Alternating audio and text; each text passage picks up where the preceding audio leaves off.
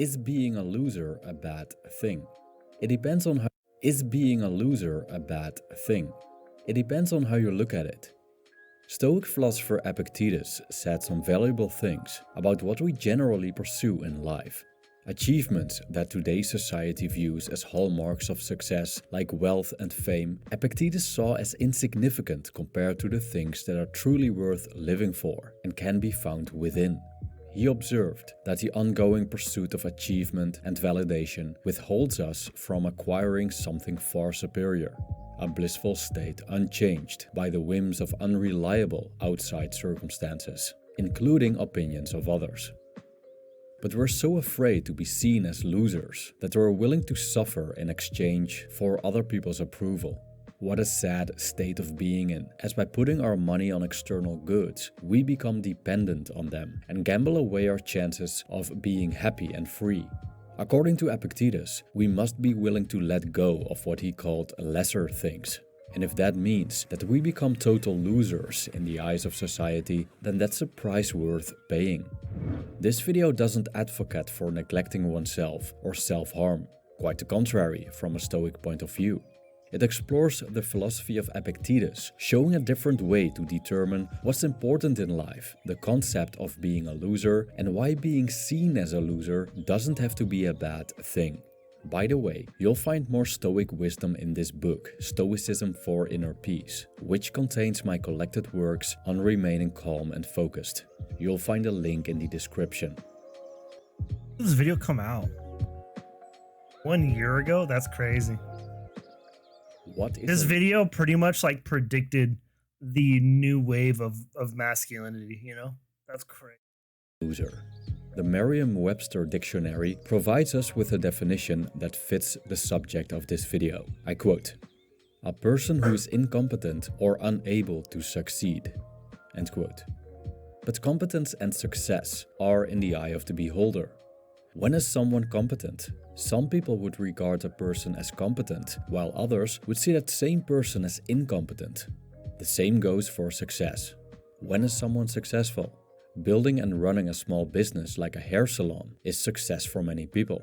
For others, success means putting people on another planet. The definitions of competence and success are continuously changing with the zeitgeist, depending on certain social atmospheres and sectors of the population, and also on culture and religion. So the concept of being a loser is pretty fluid, vague, and fundamentally means nothing more than what other people make of it. Pretty funny that he brought up Elon Musk too, because it's like Elon Musk is the richest man in the world and he is the biggest loser ever. You know, like he has the most money out of anybody. And he actually didn't he break a Guinness World Record recently of like someone who's lost the most net worth ever. Elon Musk has set a Guinness World Record for the largest loss of personal fortune in history. Guinness announced last week that Musk has lost about 128 billion in his net worth since November 2021. That's fucking crazy. So it's funny that he brought up Elon Musk, because it's like if all you care about is success and money, then it's like, yeah, Elon Musk is extremely like not a loser. He's the opposite of a loser. He is the most inspired to be person ever.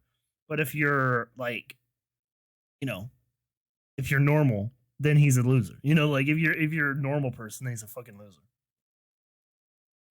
However, suppose we put this idea of loserdom in the context of today's consumerist, capitalist societies. In that case, we see that it's deeply linked to acquiring external things, especially money and fame. Money. People have a specific overall picture of what they need to be complete, which varies across the board. For many, it's a well-paying job, a good-looking partner, the 2.3 kids, and the white picket 2.3? What does that even mean? What does 2.3 kids mean? Picture includes having a large following on social media and a large interesting social circle that serves as proof of desirability. And what if you don't comply with the overall picture? Then you're a loser. You're incompetent of acquiring what's generally desired, and thus unable to succeed in life. Tragically enough, being a loser is a double whammy. It means that you not just failed in the eyes of others, but also that you're ridiculed because of it. But how desirable is it to have what we ought to have in the first place? And how bad is it to be ridiculed if we don't have it? Here's where Epictetus comes in. I wonder if he even has like any Andrew Tate shit in here because it's a year ago, and Andrew Tate was like, I don't even think Andrew Tate was a thing a year ago. What is it what we want? What makes material possessions, extreme wealth, or Instagram fame so appealing? Money. Simply put, it's their promise of happiness that makes us want to pursue them. We fantasize about a world in which boatloads of people adore us, while enjoying cocktails on the beach, raking in the comments and likes on our social media pages. How great must this feel? And for a while, such a life may be great, but eventually we'll get used to it and return to our baseline happiness, which now comes with a much bigger price tag. Epictetus didn't hold these external goods in high regard. He described them as weak, slavish, and most importantly, beyond our control. In chasing things like wealth and fame, we pursue the unreliable, as we chase what can be taken away in a heartbeat. Also, the pursuit of these things comes with a significant cost, a price that many are willing to pay, but they sacrifice a lot doing so. As an example, he uses someone who wants to conquer at the Olympic Games, which is, today, still a pursuit that, if one succeeds, generates lots of respect. But he also urges us to consider the sacrifice we have to make and the extent to which this benefits us. He said that a lot of people was it here? Pursuit of these things comes with a significant cost, a price that many are willing to pay, but I would honestly disagree with that. Like, a lot of people are not willing to sacrifice what it takes to be someone who's like hailed as this social media presence, you know? Like, a lot of people are not willing to sacrifice it, you know? 'Cause I'm not really talking about like people who get TikTok famous off of like a shtick or something, or an Instagram model that just shows her ass or whatever. Like, I'm talking about people who have grinded and like they work hard every day and they produce like content that they are proud of, and they truly want to make something that is special and unique to them, you know? Um like when you become genuinely popular, like you're genuinely someone who is like looked like, I don't even know what the word is, but they're looked like they are respected and people want to be them, you know? Like a streamer or a YouTuber, or there's someone who's really good at like Call of Duty, or someone who's really good at Valorant, or like a football player, an athlete, you know, like even like someone that's like a lawyer or someone like that, you know, like these are people who get paid a lot of money, and they look, and there's so many shows that make them look cool and make them look so sick and all this stuff, you know? But when you try to actually do it, like they take a lot of work. Like there's obviously streamers and content creators that don't really do anything. They kind of just got famous because of what's popular right now, you know? And they don't really have like a set skill, and they don't really have the they don't really have what it takes to be someone who is huge. Like they don't really have what it takes to be remembered, I guess I should say. Not huge, but remembered. Because someone who just gets popular because of a fad or because of TikTok or whatever, but they don't really do anything that's like remembered, is not someone that is internet famous, you know, or someone who's not remembered, you know? Because like in 10 years, 20 years, no one's going to remember who like Bella Porsche is. I'm not like, you know, no one's going to remember who, what's that one chick? Wolf something. I think her name's like Wolf something. It's like XXX Wolf, whatever. But it's just like, or like people who all they do is duet things on TikTok, and they're like 100 million subscribers, you know, like, or followers, or like these like mukbang people, or like what's his name? What's that? Like the mukbang dude, avocado, whatever his name is, something avocado, Nick Avocado. You know, or just like people who like review coffee or whatever. Like these are people who are just like they're just a straight line. You know, like they're not making stuff that they're proud of. But there's people who do make things that they're genuinely proud of and they genuinely like want to show, and that is hard. Like that is really really hard to do. Um because you have to just constantly grind and grind and grind in this day and age of being like an influencer. There you can't just like post something that's genuinely good and get views and get likes and get followers.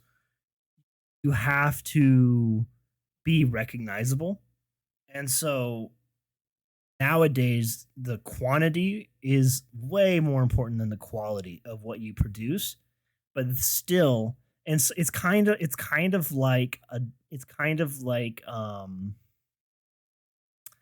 you're biting the bullet a little bit because it's like a demon talking to you like, oh, just produce trash, but produce a lot of trash, and then you will become internet famous. You know, like just produce trash. Who cares about the quality? Just produce trash.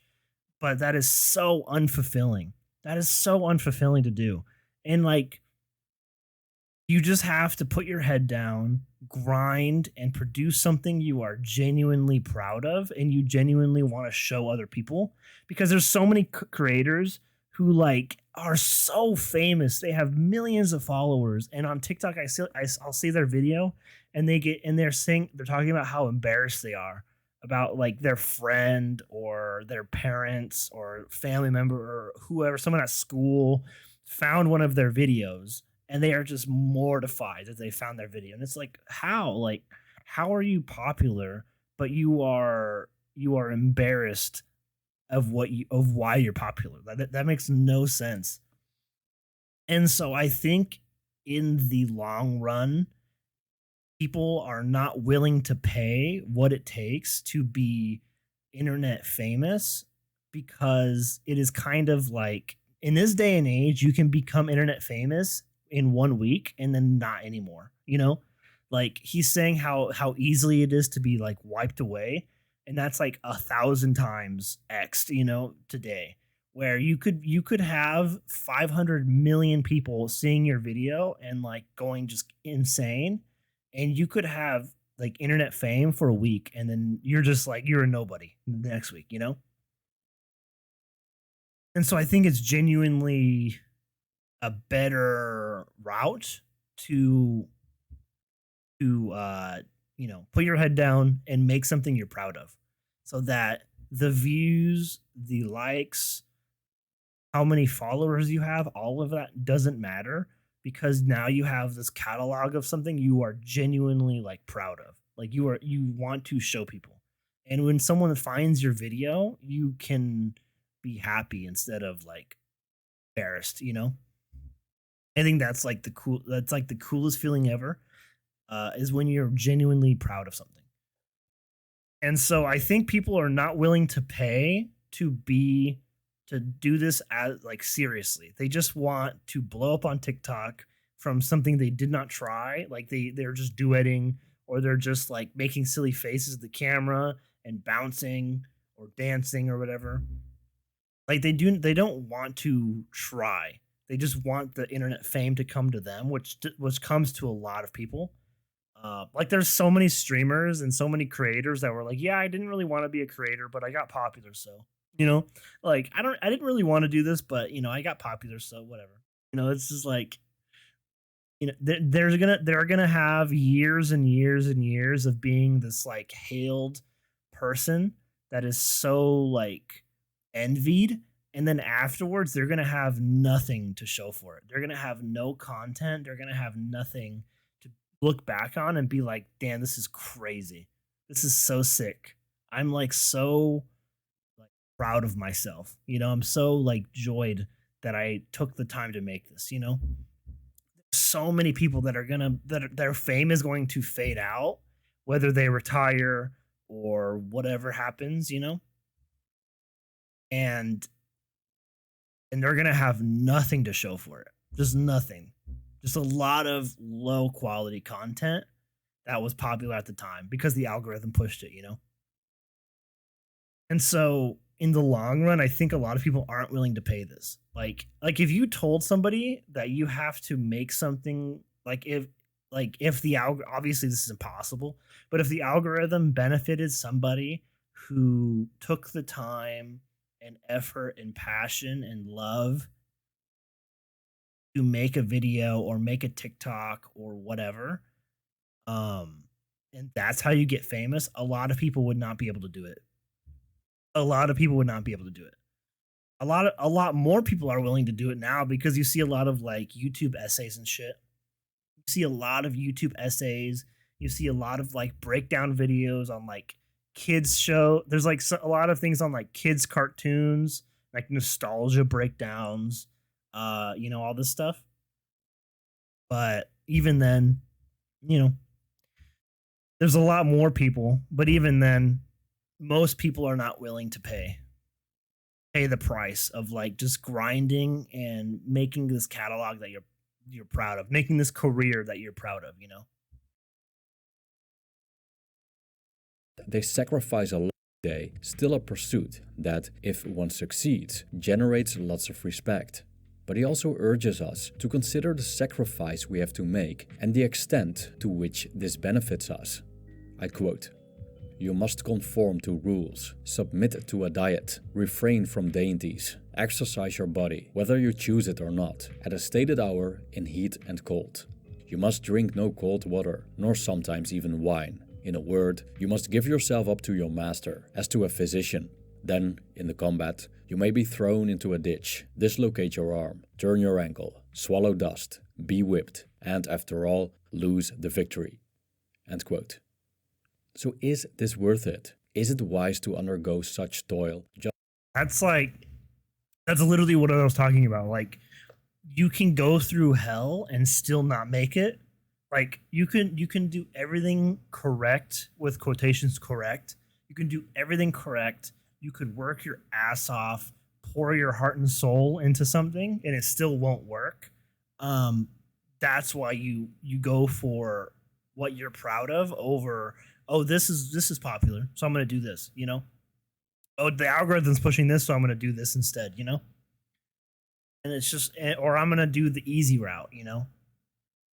That's why it's better to be, because if I never gained another follower, subscriber, anything, if I never gained another one ever again, I would still be proud, because I would still be able to show this catalog of videos that I'm super proud of. Like, this is so sick that I made this. Just for, as Marcus Aurelius put it, a clacking of tongues. Especially if we think public praise is fickle and can change into public shame in the blink of an eye. These things are not consistent, said Epictetus, and he emphasized that only things within our control are worth pursuing, which are inner qualities like contentment, joy, right action, tranquility, and the power of restraint. The rest is overrated and belongs on a back burner. Epictetus repeatedly distinguishes between Absolutely. what things Your success as a creator should be put on the back burner. The quality and your personal outlook on what you're making is the forefront. are and the appearance we have of them in our minds. For example, he tells us that there's a difference between how we see our loved ones and what they truly are. Even though a man sees his wife and children as unique and desirable above all other wives and children, they're still just human beings like everyone else. How they appear in our minds makes them special to us, not what they are in themselves, without our judgment. We can apply this logic to everything external. What makes the object we chase so desirable? Is it the object in itself, or is it the way we perceive that object? We are often and unsurprisingly a flock of sheep that want what they want simply because everyone else wants it. Also, we don't want what everyone else doesn't want, which is being a loser. Now, not that it's entirely wrong to want what others want. In many cases, what the majority pursues can be better. There's a quote, I don't know by who, but I heard it in a song, in like the ending of a song. I'm paraphrasing it. I'm paraphrasing here, but the quote was,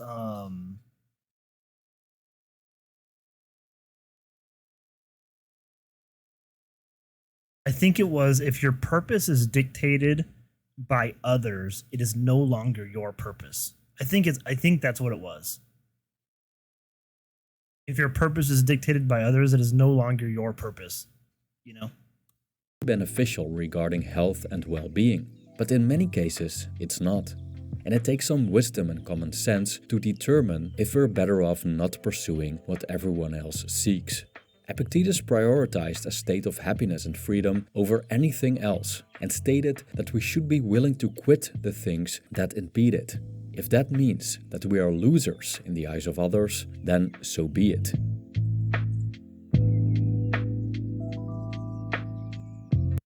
This is so fucking like tangible with creating content. It's crazy.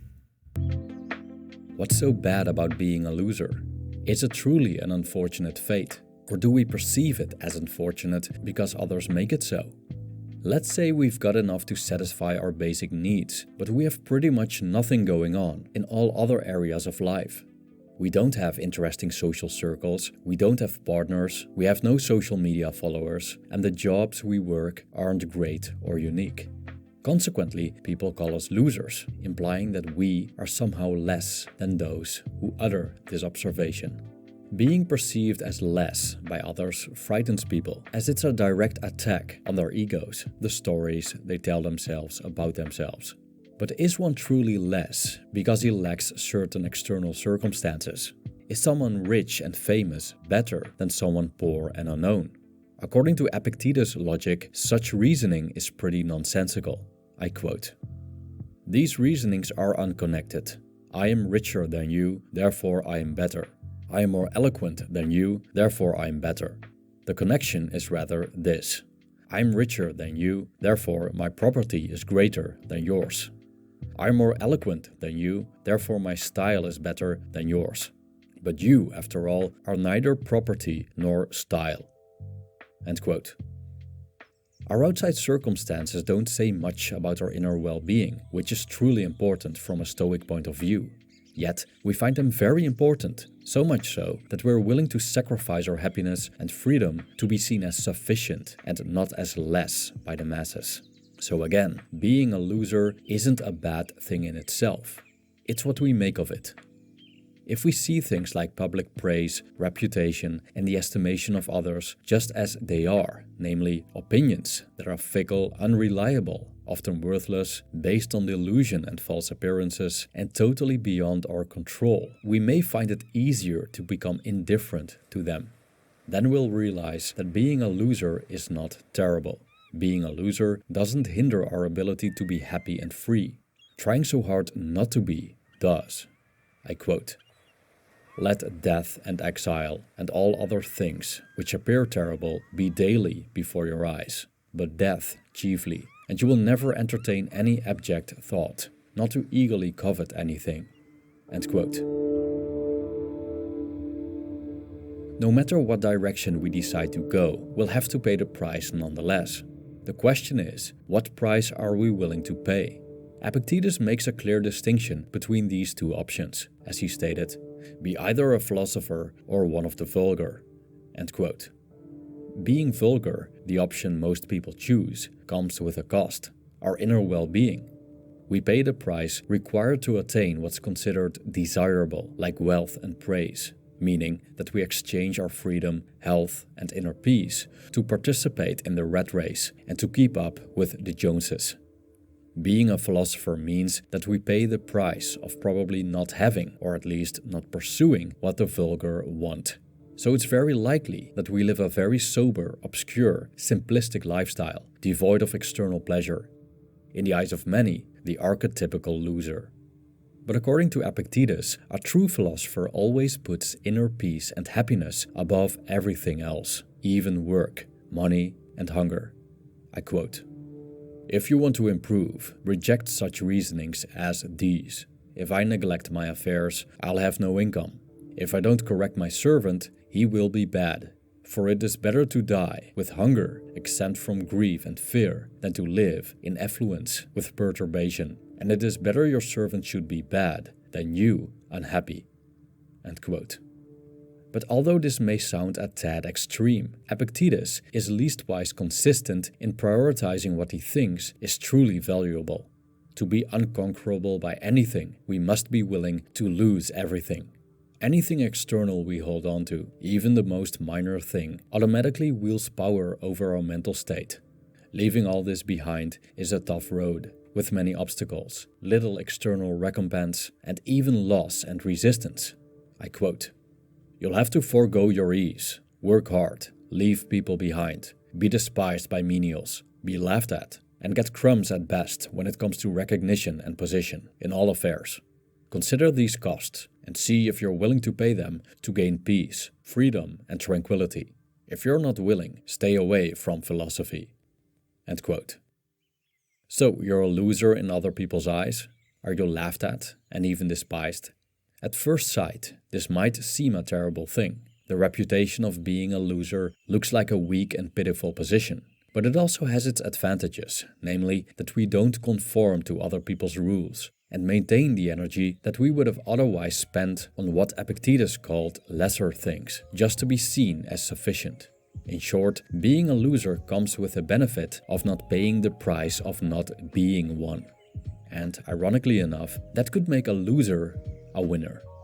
Drawing from Epictetus' words, one must have the wisdom to decide what's truly beneficial and the strength to stick with that consistently, with a disregard for things like praise, riches, power, and social standing.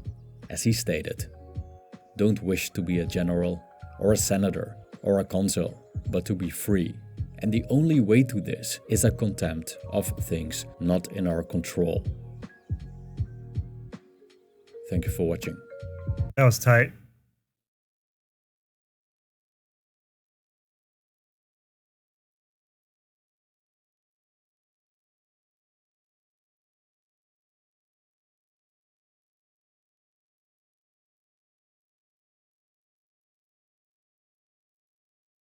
Leave it to the YouTube comments to be cringy, though. Yeah, I mean, that is so, like, applicable to content creating right now. It's crazy. Wild how, like, in tune that is for today. Content creating is definitely like a two-way road where you can either do what is the bare minimum of right now, like I don't even know, like just like very low effort content, you know, very low effort but high reward content that the algorithm pushes, but at the end of this whole journey that you're taking have nothing to show for it, you know? Or are you going to take the long road and make something that takes more time, that you're proud of, that might not get boosted, that might not get all the algorithm help? You're going to slowly, you know, develop your style and get your audience and get more views and more views. And because right now I'll post a video and it will get 20 views, you know. But before I posted a video and I got 0 views, so I have 20 times more people than I had before, you know.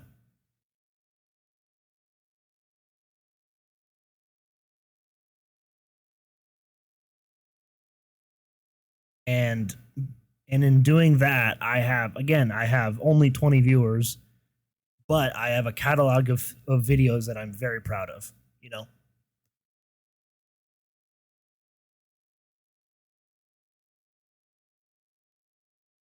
And let's say I never get to a point where I can do this as like a career, I again will still have this catalog of videos that I am extremely proud of. and I can look back on with happiness,